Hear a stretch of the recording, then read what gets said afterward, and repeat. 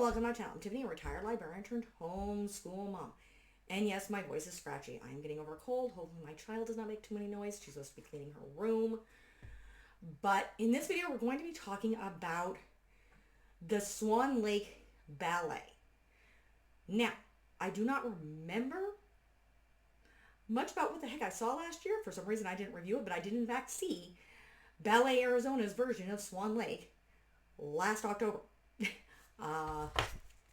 Have the stuff to prove it. And the ticket too.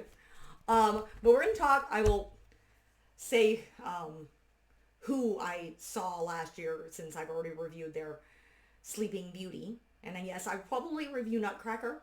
Just throw that in there this year. I will review the ballets that I will see this year. I've already reviewed Sleeping Beauty. I will be obviously seeing Nutcracker again. I think this will be my third year going. I will be seeing Alice in Wonderland as well. And then a couple of their more unclassical ballets. Well, not that Alice in Wonderland is a classical ballet. But nonetheless, Swan Lake most certainly is.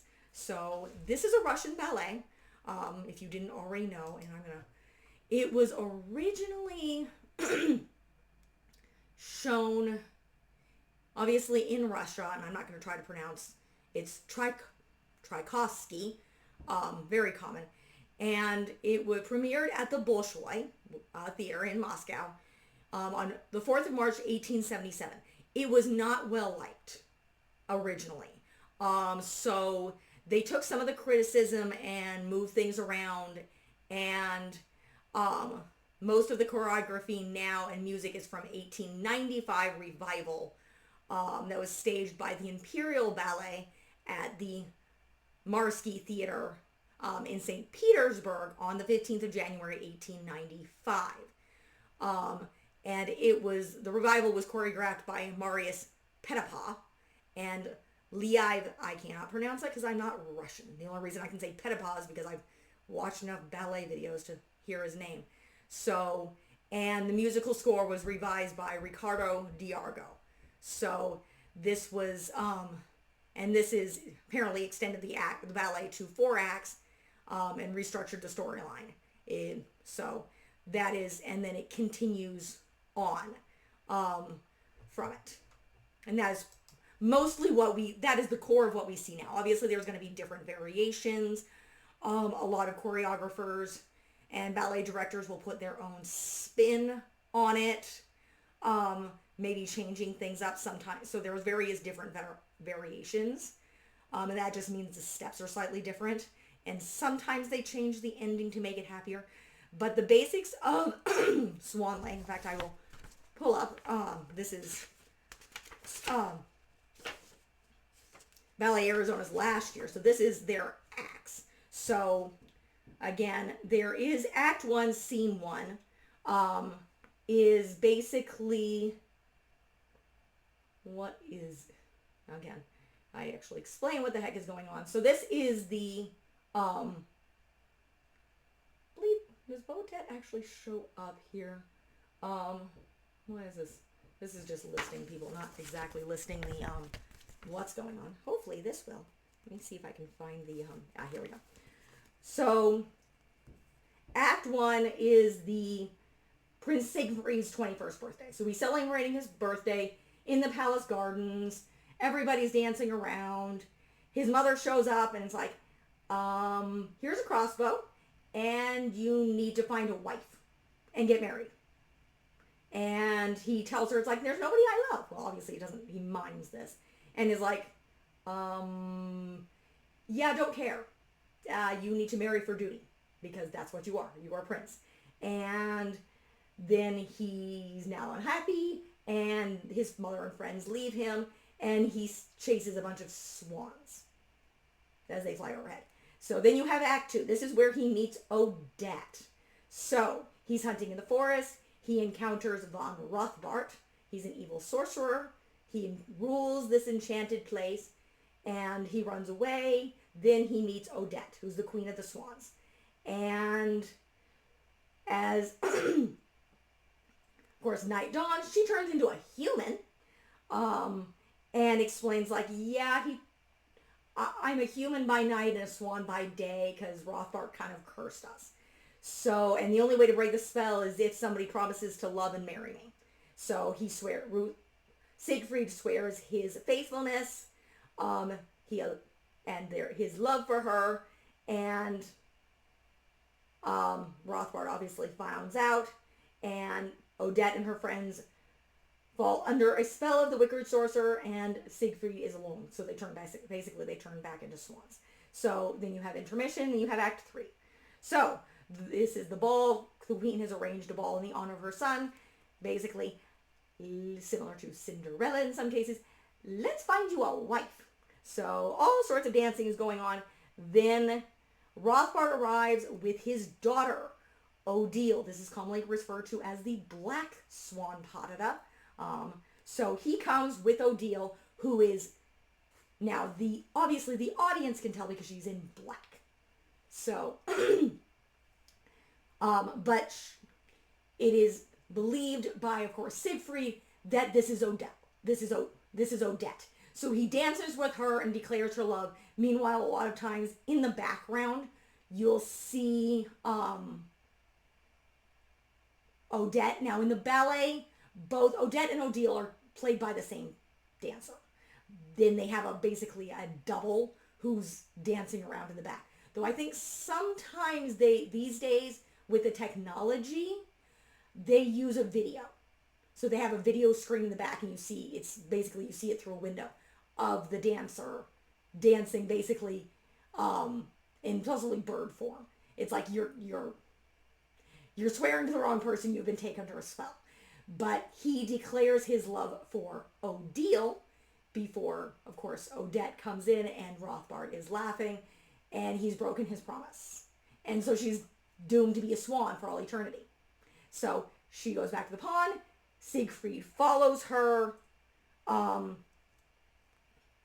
And basically that's the end of Act 3. Then you have Act 4. This is the final act. Basically, they get back to the lake. Siegfried follows her. He begs for her forgiveness, and it's like, yes, I forgive you, but I'm still stuck as a swan for the rest of eternity. So, yeah. Now I'm going to jump into the lake and drown. So, yeah, she commits suicide at the end.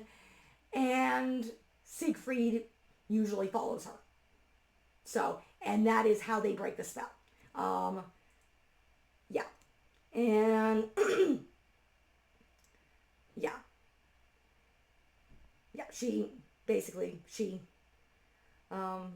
In this one, she ultimately succumbs to the powers of evil.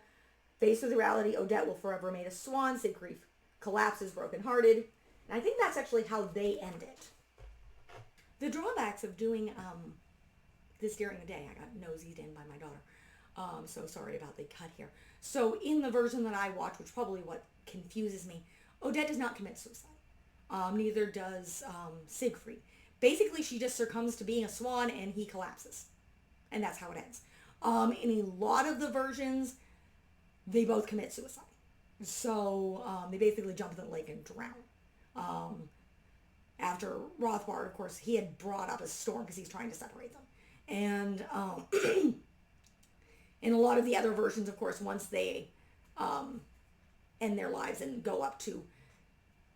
are together eternally in heaven, the spell is broken and the rest of these swan maidens turn back into humans.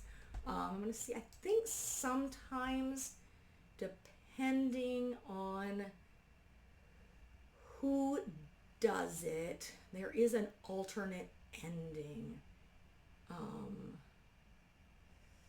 See, I can't remember. Variations. Let's see. Let's see if there's anyone. Act 3, typically. They're typically and endlessly they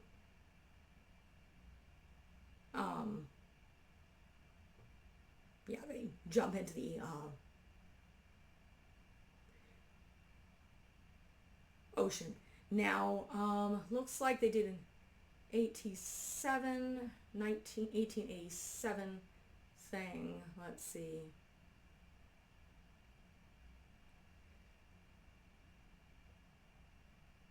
Yeah, looks like another one. Yes, there's a few alternative endings. Um, Looks like in 1950, um, for the Mariinsky Ballet, which is again is Russian.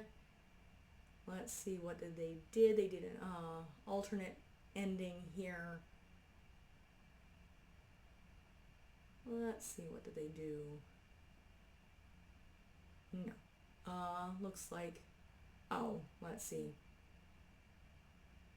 Altered the, yeah, looks like they replaced the lover's tragic death with a happier resolution. So, but it doesn't explain why, but apparently it has a happier ending. So, but, and the other version, yeah, so this is still talking about the Mariinsky Ballet. What does it do here? Yeah, the lovers are reunited. He triumphs over Rothbard. I don't know how they did the happy ever after here, but yeah. Basically, looks like he combats Rothbard, tearing the sorcerer's wig and killing him.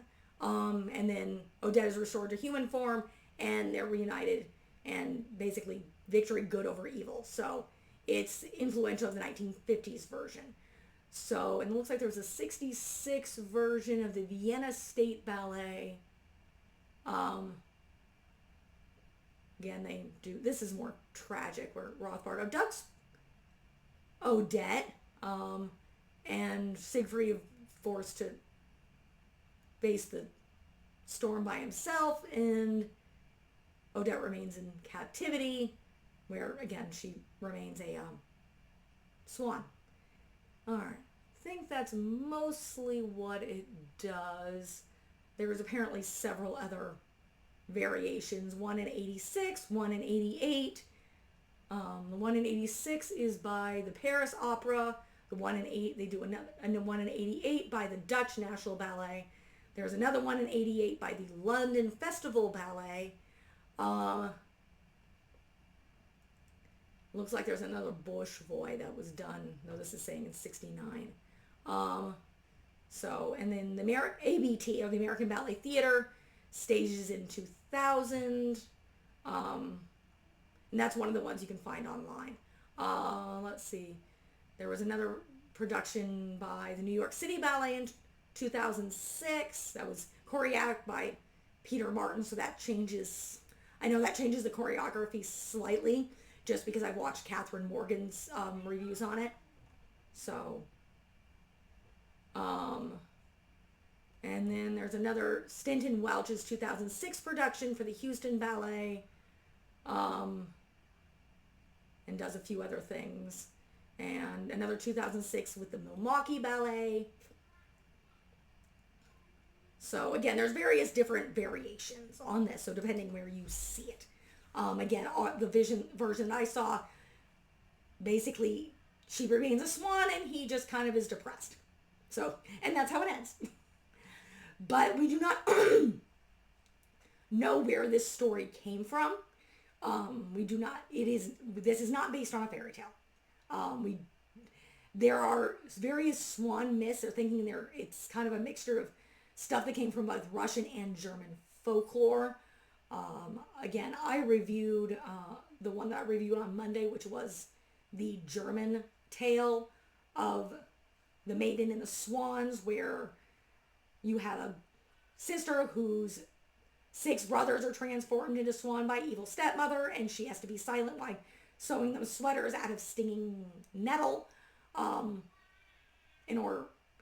being silent. Hopefully you don't hear my child screaming again. Hold on a moment. I need to deal with my kid.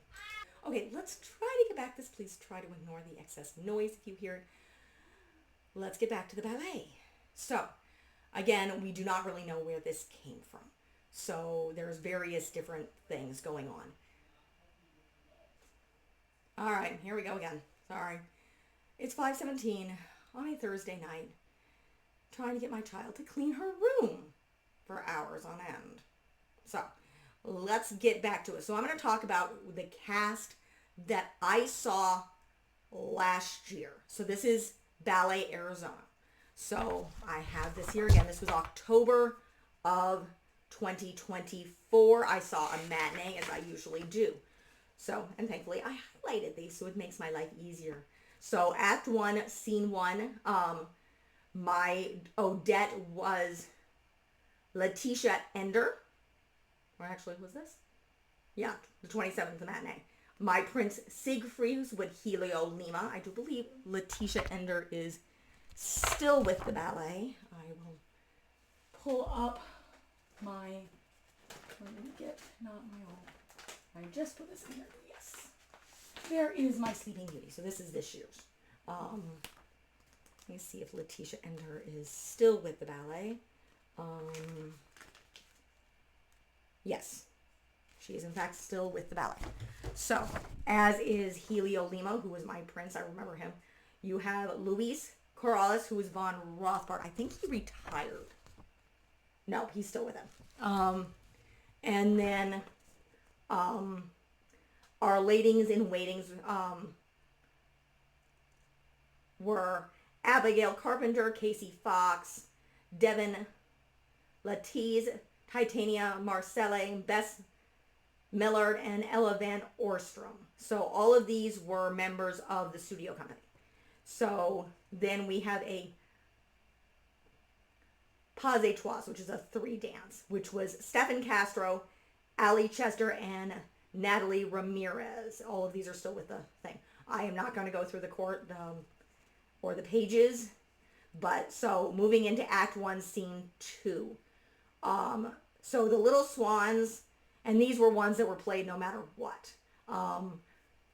It looks like the Oni, Odette, Prince Siegfried, von Rothbard, the Queen Mother was Renee Simpleton, which I don't, she must be older. I don't know if she's actually part of the ballet because I don't recognize her name. No, she's not showing up. Sometimes I think the older ones are played by just other people who are part of the company. So the Signettes were played by Ali Chester, Sarah Diaz, Natalie Ramirez, and Allison Remmers. So these are all part of the regular company. And then you have the 4 swans. So I'm not going to go through those. And there's a whole bunch of swans, most of which is part of the studio company or part of the our students. So then our Act 2, Scene 1. Again, my voice is going. There is main one. I'm not going to read through the ladies in waiting again. You also have the Master of Ceremonies. Again, this is the big party. They do have a Spanish dance, which is done by Ricardo Santos. Or actually, yeah. As well as Natalie Ramirez, Rachel Gere, and Trey Peckett. I think all of them are still with the ballet. I know Natalie Ramirez is. I think the rest are. Yeah, I'm pretty sure the rest are. I don't know if there's been too many people who've left recently. Let's see. I'm not going to read off a whole bunch because you have a whole bunch of other people who are participating. And then you have the Neapolitan dance, which was done by Lindsay Canvin, who's actually one of my favorites. I think since this, she's now, I think she's a soloist now in the ballet. So, and then you have Act 2, Scene 2, which is just Odette, Siegfried, and Ron Rothbard, and the Swans. So that was who was in the ballet that I saw last October. I obviously did enjoy, I do enjoy Ballet Arizona. They have a wonderful company, even if it is very small. I do recommend, if you can, and you have children who will sit through it. Obviously, as I mentioned in my Sleeping Beauty review, I don't. So my kid does not want to sit through it. She is currently 6, has ADHD, and she got bored by Sleeping Beauty. So And I still think she would get bored by Nutcracker because it's a bunch of dancing. But nonetheless, I do recommend trying to see it at your local theater if you can. Depends on what seats you can get. Normally, ballets do try to encourage people to come, particularly to these other productions that are not Nutcracker. So, if you like what you see, be sure to like and subscribe. Hopefully, my next reviews will not be as interrupted by my annoying little child. Thank you, and I will see you next time.